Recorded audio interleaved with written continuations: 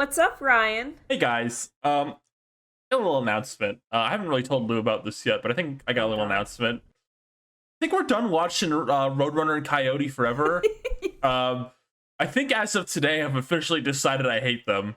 Oh, you Um, can't make that decision. That we haven't had a meeting about this. yeah, but I think it's just time. I think I hate them. And I No, and they're I kind of classic. They're classic. I kind of hate being in the world where I come to hate Roadrunner and Wile E. Coyote, but the circumstances I've been put under has allowed me to despise them, and I never want to see them again. So I will be sending a message to Warner Bros. They will be canceling the upcoming Wile E. Coyote movie that will be canceled. That's right. I forgot about that movie. We're going to be killing. They're going to be killing them off. No more shorts with them ever again. Yeah, the Warner Brothers take our opinions and our suggestions pretty seriously, considering we're kind of the top Looney Tunes scientists in the world. So Exactly. they're gonna take what Ryan says to heart. I'm sorry, all the fans out there for Wile E. Coyote and Roadrunner. I think it's just time to put them in the grave. Welcome to Looney Duels. We gotta. We have an. I how do I word this? The lineup of episodes shorts we watched this week. I think this is the most like 5 out of 10 lineup. If somebody's like, hey, I want to watch some Looney Tunes to fall to sleep to, at least 3 out of 4 of these would be good choices. I think. I think you have. I think you're right there. I hate to say it. Today on Looney Duels, we will be talking about some things, some people, some places, some feelings, emotions, as we often do, scaling the Looney Tunes and their powers. It's gonna be an angry one. I can sense an anger in this one brewing over the horizon. It's coming. Be Just ready for it. be ready. But let's start easy. Let's start with arguably one of the better shorts in this set. Upper echelon of the four we Yeah, watched. Yeah, so this is Don't Give Up the Sheep. It's a Sam Sheepdog Ralph Wolf short, which I think we've only talked about one of these before. So there's still a lot of fresh ground to, dig around in, root around, find the little worms. Yeah. As usual, the setup for this is it's Sam Sheepdog. He's guarding a flock of sheep.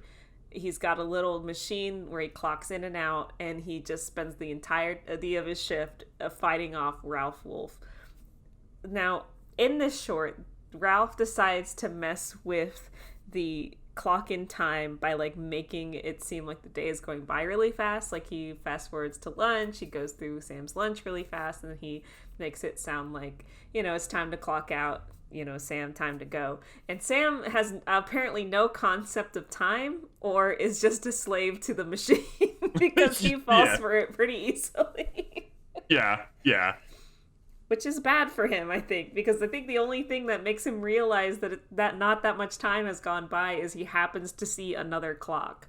Yeah, kind of a. I think Sam Sheepdog. No, wait.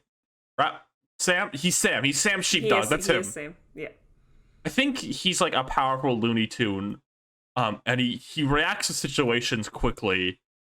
But maybe he's not the brightest of the Looney Tunes, perhaps. He seems pretty easy to trick.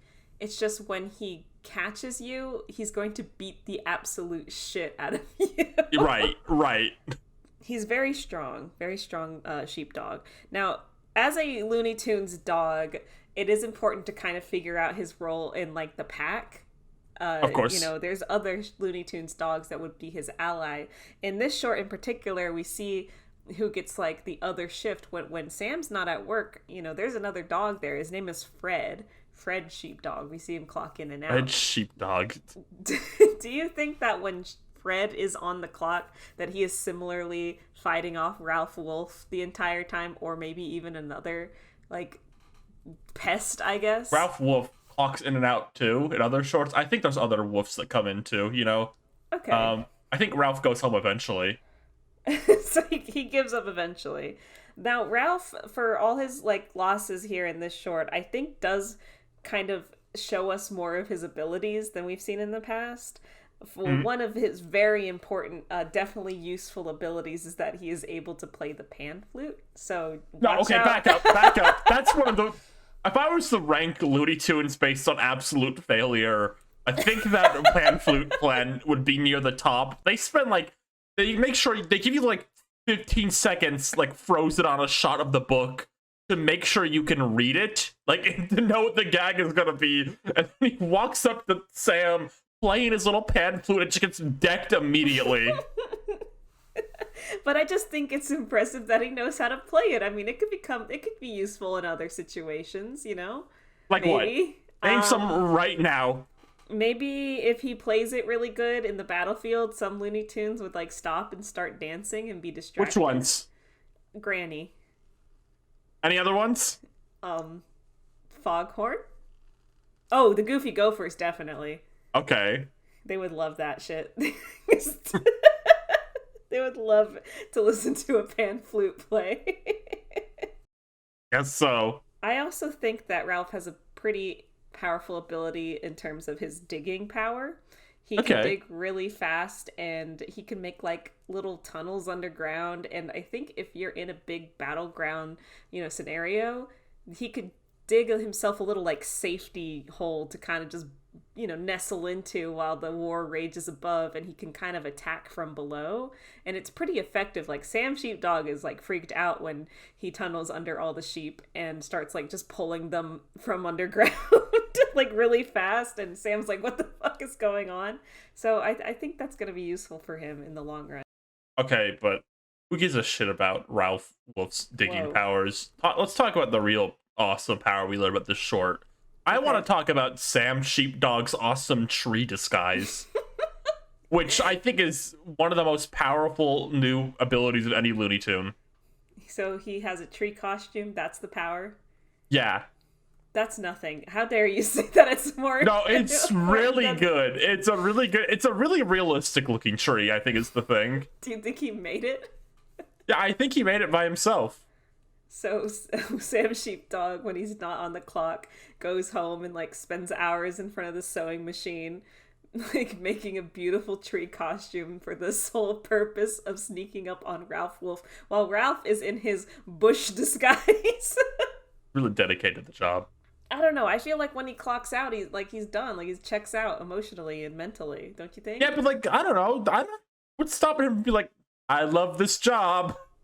Do you think he has any fondness for the sheep, or is it just like he sees the sheep as like product? Like it's his boss is paying him to protect the product. I think if one of the sheep got eaten, it'd be like a snapping finger darn, but I don't think he'd go home and cry about it.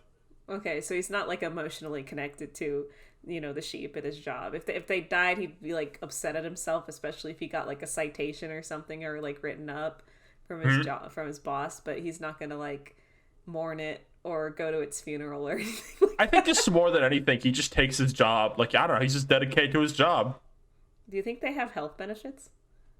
I think Sam Sheepdog does. Ralph Wolf definitely doesn't.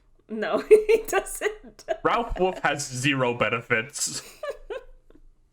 He does try and unleash a wildcat on Sam Sheepdog, and it just like doesn't work even a little bit, and just kind of goes back on him. No, one of the worst plan. Two of the bottom 5 Looney Tune like plan executions of all time are happening here. Yeah. Well, I mean, he drops the box right in front of Sam. There's no reason that cat shouldn't have gone after Sam. It literally like did a U-turn to go back towards Ralph for no reason. Yeah, I don't know. Maybe here's a question, real quick. The kind of similar characters. Do you think who's more competent, Ralph Wolf or Wile E. Coyote? Ralph, definitely. Ralph, you think? Well, Wile seems to have the universe against him. Like, there's just things that happen that don't make sense, and reality's constantly shifting around Wile. Ralph, when he fails, it's just because Sam Sheepdog is awesome. It's just because he's good at his job. Ralph does do some like clever plans and does like I think he keeps Sam on his toes. I don't think Sam can just like sleep all day, right? He can't just like lounge about and like the sheep are gonna be fine. Like not Wiley, sorry. Ralph is going to get himself hit in the head or fall off a cliff by himself. Like if Sam's not engaging with him, Ralph will get the sheep. Like there's nothing else that's going to stop him from getting the sheep except for Sam. That's true. Wiley, on the other hand, he doesn't need the Roadrunner to fail. The Roadrunner most of the time is just around. He doesn't even interact with Wiley half the time. He just runs by and Wiley gets himself hurt, like just because he's Wiley Coyote. Do you think Ralph Wolf could catch the Roadrunner? Maybe. I think he has a better chance than Wiley, but it all depends also if we're still going with the theory that Roadrunner is like a reality-bending god. I don't know if I believe that anymore. It's been a day. Noah's short kind of ruins it for me, honestly. Well, Sam wins. He saves all the sheep. He clocks out and goes home and beats the shit out of Ralph one last time. So yeah, what a surprise. Good for them. All right, what's our next short? It's Tweety Bird. What's the name of the next short? Next short is the biggest lie in Looney Tunes history. This is Tugboat Granny, a short featuring disappointingly very little Granny. Yeah, I even said, we have this big list of the Looney Tunes shorts that we want to watch. We never check them except for like, okay, these characters are in them. And I saw this one, and it said Tugboat Granny, and I was like, I like both those words. I want to see this short, and it's not, there's no Granny. She's in the beginning, she sings a banger song. Tugboat whistle goes toot toot toot. It toots high and it toots low, but the toot toot toot doesn't mean a hoot. It's a chugga chugga chugga that makes it go. She's having a great time, and then I don't think we even really see her again for the entirety of the short, right? It's mostly Sylvester. She doesn't appear. She's off screen for the rest of the short. The boat's there. Tweety never leaves his location. He is in his bird cage, on the side of the ship, just hanging there, singing along. I don't think he leaves the bird cage once. I think he's there the entire time.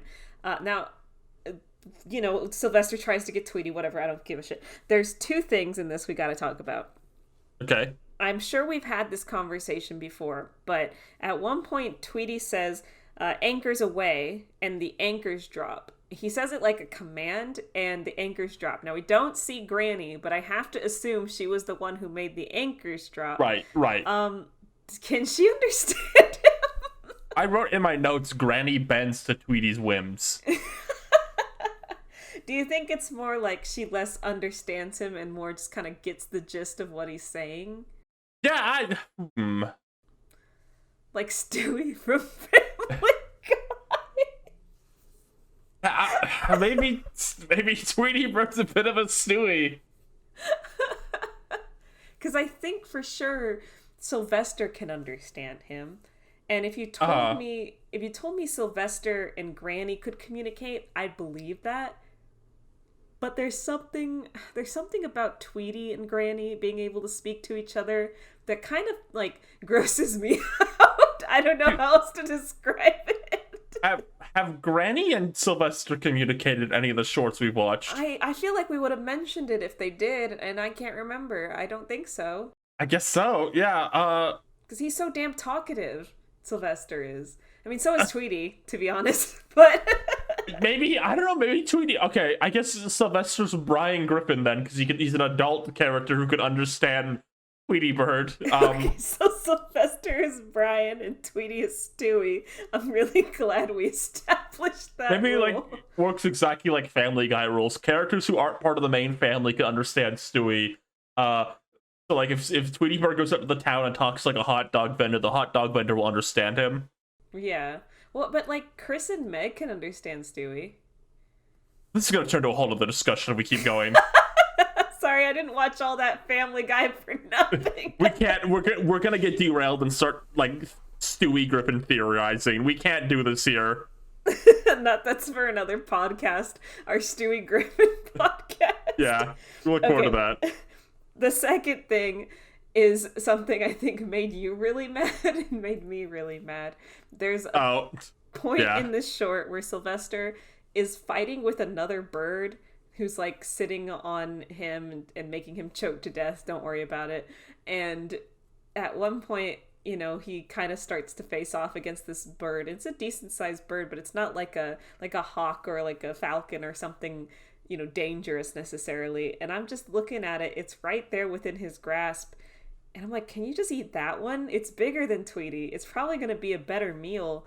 And then as if to like top it off with like a nice little, you know, like dab of whipped cream or something, it lays an egg on his face and he takes the egg and he throws it at the bird. Why didn't he eat the egg?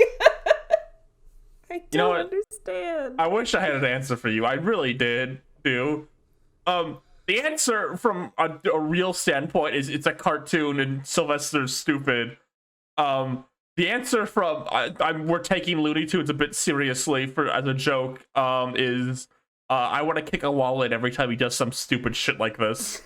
Because this is a feral Sylvester short, by the way. Yes, of course. In fact, I want to talk about this real quick. There's a point in the short, scariest moment in Looney Tunes history. Sylvester is getting attacked by a crab and makes real screaming cat noises. Yeah, he's trying to steal some fish from the fishermen on the dock, and he waits in a basket for one to drop something they've caught in there, and it's a fucking crab, and they have like a real fight that you would see like on YouTube, somebody like filming a cat and a crab fighting together. Yeah. It's violent. I don't even know what the last thing that Tweety Bird does to Sylvester. I just know Tweety's very, like, malicious in this short, also. Yeah, I want to talk about this, actually. This is another Sylvester maybe angry moment. He does the same damn plan twice in a row in this. First off, he tries to jump off a bridge onto the boat, but he lands, in the boat's, steam thing, and he catches on fire. And then he does the same exact plan, jumping off bridge onto boat, but he brings a parachute, that's gonna change anything? I guess he's thinking if he uses the parachute, he can control his, he can steer a little bit. He has a little bit more time. He's not, dropping directly into something. Why didn't he just, time it better? Time his drop better. I don't know. Maybe... I hate him. That's the answer. Sylvester loses. He didn't get Tweety. He didn't even get close. There was never a moment where he even had Tweety in his hands. Yeah. Granny was just driving the fucking boat. Short made me mad. There was no Granny in the tugboat. There was barely any Granny. I was so excited. We see Granny at the start, she sings a little song, and then she's gone for the rest of it. I know, and it was such a cute little song. I was infuriated. Well, that's enough of that one. Let's move on to... Oh, God. Okay, let me set the stage here. I'm looking at the list. I see this title. It's called The Solid Tin Coyote. And I'm thinking, well, that sounds kind of interesting. Because a lot of Roadrunner shorts are all named very similarly. They're Zip Zap Zoo or Zooming Down the Road or something like that. They're all fast-based names. So imagine I'm pitching to you a short for Wile E. Coyote or Roadrunner. And I'm like, okay, using the pre-established dump, that's in the desert, Wile E. Coyote gathers materials and creates a giant metal mecha, and he's going to use it to grab Roadrunner, and it's actually scaring Roadrunner, and it's just amazing. He's finally going to get him, and you're like, whoa, that sounds awesome. That sounds so badass. Yeah, let's see the short. And then I put it on for you. And then you actually watch the short, The Solid Tin Coyote, which Ryan said before I hit the play button. Oh, I know this short. This is infamously one of the worst Looney Tunes shorts ever made. Yeah. It sucks so bad. Ryan, help me out here. How would you describe why this short is so hard to watch? if you've ever like asked, like, imagine you were just sitting there one day watching Wile E. Coyote and Roadrunner, and you were just like, you know what? These shorts are too fast paced. There's too many jokes in them. I need every joke and gag to be spaced a minute apart. And also, I want to see a robot's foot walking cycle 3 times in a row. In fact, why don't you just repeat all the white walk cycles as many times as you possibly can? This is the short of just nothing but repeated walk cycles. It really like gags going on way too long and none of them landing. You like the same sound effect playing over and over and over again? You like the song that goes... That's in this one. Enjoy it. It's so just nothing, but there's a point in this short that made me audibly gasp. So Wiley the way he controls this giant robot is he like sits on its hand or on top of its head, and he has like a little remote control thing. And at one point, somehow the tin robot thing catches up to Roadrunner and grabs him. Mm-hmm. Just straight up, he has Roadrunner in his metal hand, and you know, of course he fucks it up and everything because he's standing on the other hand, and he tells the robot to eat Roadrunner, why would he tell the robot to eat it? Whatever. And then the robot eats Wiley instead, and then it just kind of like jump cuts to Roadrunner standing on the other side of like a giant crevice. There was no shot showing how Roadrunner got out of the robot's hand, which I guess is not super necessary if you're for this cartoon for children, but for our purposes make it extremely frustrating because now I can't. How did he get out? Because Wiley sucks. Did the robot open his hands? Did Roadrunner like did he let himself get caught because he knew he could get out, or did he legitimately get caught? I don't fucking know. There's no animation of Roadrunner ever getting out. It just cuts to Wiley gets eaten, and then he's back on the head, and then at some point the robot let Roadrunner go. Because if the robot legitimately captured Roadrunner, and Roadrunner, as long as everything was, functioning well, Roadrunner couldn't escape his hand, then Wiley won for a half second. He got him. He could have eaten him. He could have just, while the robot was holding Roadrunner, just crawled onto the hand and taken a giant fucking bite out of Roadrunner's head. But he decided not to. He's insane. Can we talk about something interesting in this short? I think this is the first short where we see signs of fear from the Roadrunner. Yeah, it is. There's a few shots of the Roadrunner's face where he frowns and he's got his mouth open in terror. So he has to be scared of the robot, right? I guess we found Roadrunner's weakness is he's scared of robots. Who isn't? Am I right? I don't know. Daffy might not be. I don't know about his life. I guess this does at least confirm that Wiley is smart enough to build something that advanced, except he gave it the worst controller in the world. Right? We could give him that? Can we give him, genius engineer? I feel like Roadrunner showing fear is a bigger deal. We should be really investigating that. But I feel like the rest of the short, everything about it has I don't know. It casts doubt on Roadrunner's true feelings about the robot. It's melted my brain a bit. I don't know if the Roadrunner was legitimately fearful or was just fucking around, because it's just he got him.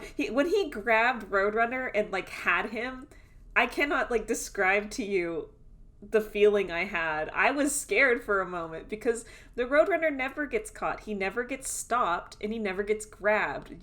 That just doesn't happen in a Wile E. Coyote short. So to see a hand reach out and just fucking grab him and hold on to him, it freaks me out. I don't know if I liked it or not. I felt kind of bad for him.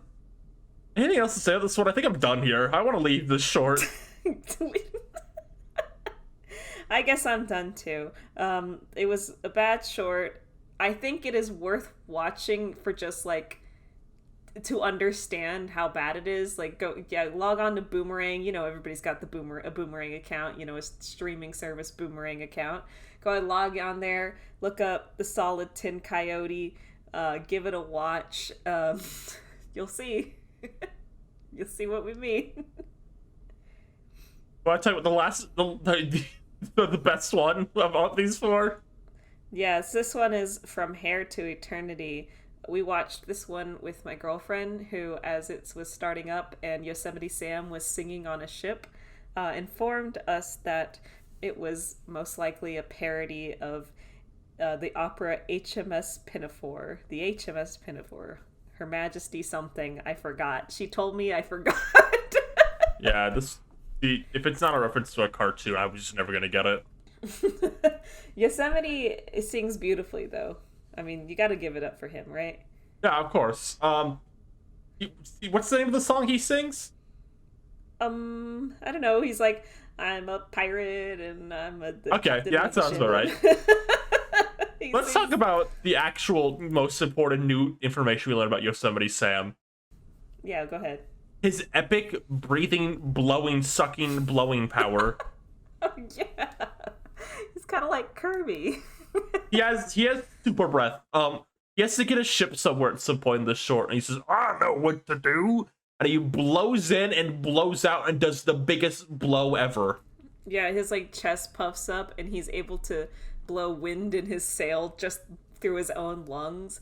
This is a power that on the surface doesn't seem very useful, but against an adversary, a small adversary such as Henry Chickenhawk, Goofy Gophers, maybe one of those little chicks that Foghorn Leghorn neglects, you could probably send one of those little fuckers flying with a really strong breath. Imagining Yosemite Sam does his super breath, and then Tweety just gets flung off, and you hear like, yeah. We also learned that he's seasick, though, so don't get him on a boat. He's not going to do well. We also learned he doesn't work well with people because he doesn't have a pirate crew. And we already knew that. Yeah, but it just like reaffirms it. He doesn't work well with others. No, he really hates everybody else in his life. So, we gotta talk about how gay Bugs Bunny is in this short. Yeah, this is the gayest Bugs Bunny we've seen in a hot minute. He's acting so fucking fruity in this one. What's it that he says to Yosemite when he digs him up out of the ground? He like pinches his nose and says, "You're kind of cute." Why did he say that? What was he doing? Do you okay, real talk, all hands on the table here. Do you think Bugs has a legitimate, like, tiny little crush on Yosemite Sam? Think about it. I mean, think about a lot of the shorts they're in together. There's kind of some tension there. I think Bugs Bunny would fuck around with anyone, really. I think Yosemite Sam is on the list of... I don't think he's in it for a dedicated relationship, but I think he would I think he wouldn't mind a fun night out. With Yosemite Sam. Yeah, and a fun night in, if you know what I mean. I get you. I just think Bugs has a kind of admiration for Yosemite that he doesn't really have for, like, Elmer, for instance, or most of his other baddies. But I think when he sees Sam, he's just like, doll, this guy. This little guy. Getting a little pinch. You don't think Bugs would fuck Elmer? No, I think, I don't think so. I'm not brave enough to say that. Okay. I don't think that's their relationship. They have, don't get me wrong, Elmer and Bugs have a relationship unlike any other, special, unique, entire, just flavor profile all to themselves. But it's not carnal in that way. Okay. It's carnal in another way. It's a lot. It's quite a lot. All right. Happens in this short? Yosemite Sam prays, so write down religious man in your notes for Yosemite Sam. Or is he only religious when he's about to die, like most of the Looney Tunes are? You think Yosemite Sam is aware of his sins? I think deep down he's kind of got to know a little bit. When Bugs Bunny dresses up like a sexy mermaid, and sings the song about being called Little Buttercup. Yosemite, like, he goes for it. He goes wild for it. I get the sense he kind of wants to settle down, maybe start a family. Maybe he, if he had the right woman in his life, he would, give up all the crime. He knows it's not right, but it's all he knows how to do. But if he has, stability, maybe. Just think about like Yosemite Sam moments before dying. He thinks about all the sins he's committed, and he's like, "Oh God, if I could do it all again, or different." But I think he would. I think he'd have regret. He's one of those characters who he's all bark. He shoots his guns. He makes a lot of noise, but maybe deep down he just needs companionship. He pushes everybody else away. But if somebody could worm their way into his heart, maybe he'd be a different man. What does Bugs Bunny's sexy mermaid costume rank in your Bugs Bunny costume like tier list ranking? I think because of his slutty behavior, I have to bump it up the ranks. It's got to be definitely in the top 5. Like, no questions asked. Okay. What about you? What do you think? Yeah, I think this is one of his best ones, my opinion. He looks great. Great. Now, there was no reason for him to be a mermaid. According to my girlfriend, the character he was parodying is like a merchant on the ship and not a mermaid. So they just wanted to draw him as a sexy mermaid. Can a guy just live a little? Well, sure. I guess so. Yosemite Sam gets chased away by a shark at the end of this episode. Presumably he dies. Bugs Bunny wins. Yeah, I have to imagine that Sam dies and Bugs Bunny inherits his ship and a treasure chest full of carrots. Good for you, Bugs. All right, do you want to read some comments? Yeah, we had a lot of comments on the last video. Like, a lot. Yeah. And your boy Nando8475 here left like 6. We don't have time to do all of them. We could do like pick your favorite one. My favorite one from this was if Elmer Fudd were to achieve his Dark Elmer form during the Battle Royale, which, reminder, has resulted in his only win in Hairbrush, but Bugs Bunny was gone / nowhere to be seen, would he still be default to becoming a Wabbit? Well, I have to imagine Elmer just always assumes Bugs is like lurking about or could pop up at any moment, right? Like, Elmer knows Bugs is gonna be his toughest competition. I like the idea that Dark Elmer, compared to Dark Porky, which is always an upgrade, Dark Elmer could be like a weakness to him. Like think about this. Like he's like hustling with like Sylvester, and he becomes like he becomes Dark Elmer, but he takes on Sylvester's powers, so he just becomes useless. Right, because if he takes on Bugs' powers, he's pretty much... That's a guaranteed win for him, but he has to assimilate to whoever's closest to him to make the trick work. So yeah, if he turned into a Sylvester costume, a cat costume, he would suck and he would die probably. I just like the idea that like Sylvester the cat, not Sylvester, Dark Elmer, as it were, it could just be something that sucks shit for him. He has to use it sparingly. I don't know if he can turn it on and off like a switch, but he has to be careful. Unlike Dark Porky, who can become powerful and epic whenever he wants. Oh yeah, he has to build up his meter first, but once he does, I mean, it's fucking over. You got to take Porky out early. That's the only question. That's the only solution. Yeah.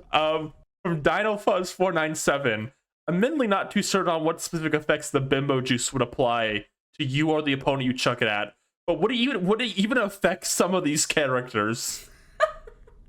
So refresh my memory. The bimbo juice, it's the thing that Hazel Witch drinks at the end. So if you throw it at somebody, it turns them into a bimbo. Yeah. And you have to have an antidote. Like you don't, it doesn't time out or anything. You have to get the antidote. Yeah. Okay. It would not affect Miss Lola Bunny from the Looney Tunes show. Okay. She's already a bimbo, which we love and respect.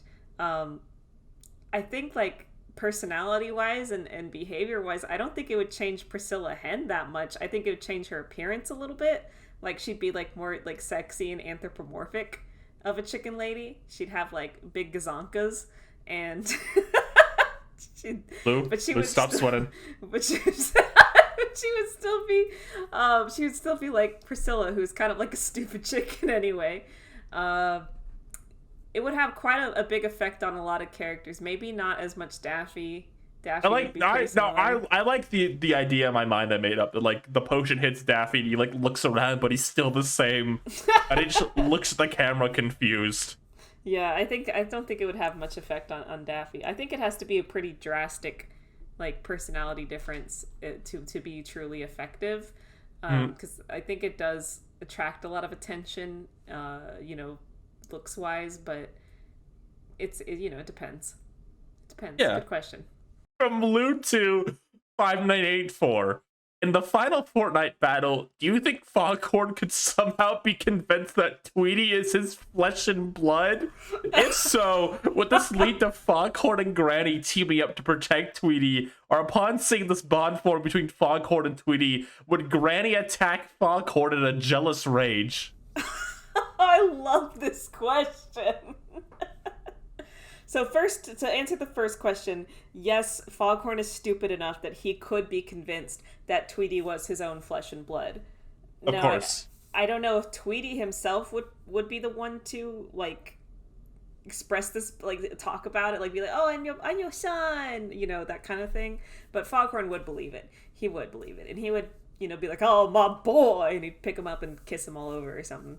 Mm-hmm. Now, with Granny, I don't know, does she strike you as like a jealous type? No, I think like thinking of like appearances they've had over the years, I think if there was like someone in their life, as long as they weren't trying to do anything to Tweety, I think Granny would welcome them with open arms. Yeah, I mean, she fucking loves Sylvester sometimes when he lives in her house and he's trying to eat Tweety all the time, so I think she would be okay with welcoming Foghorn into their little circle. Right. Now, the thing I think that would turn Granny on Foghorn is Foghorn's incompetence. If Foghorn is, like, failing to properly protect Tweety or making all these, like, dumbass plans or decisions for, like, the three of them, I think Granny would get mad. Okay. She would, like, beat the shit out of him if he suggested a stupid plan that was going to get them all killed, and especially Tweety. I can agree with that. Yeah, I think she would draw the line of Foghorn started acting up, then she would just kill him instantly. So he's on thin ice. But I think for a while they could form a pretty powerful little team there. Foghorn, for being a big dumbass, I mean, he's a big guy, and he's not like big dumbass. He is a big guy and a big dumbass, but he's not slouching anyway in terms of like combat. Like he can hold his own. He can fight some people off. So he'd be useful because even though Granny is super powerful, she is still a frail older person. So that could be kind of a little buffer for someone. Like if Sam Sheepdog rolled around, or Gossamer or something, and tried to pick on Granny, I think Granny could hold her own, but it would definitely help to have somebody like Foghorn around. He's the bait. Well, thanks everybody for all your questions and comments. And concerns. Really appreciate them. And concerns. and suggestions for better intros. We're taking it all to heart. I don't take any of the intro. Any critiques of my intros will not be taken to heart. Well, it's time to head out. Everybody gotta go back to the barnyard, I guess. I don't know. Well, to the hillside, to the hillside.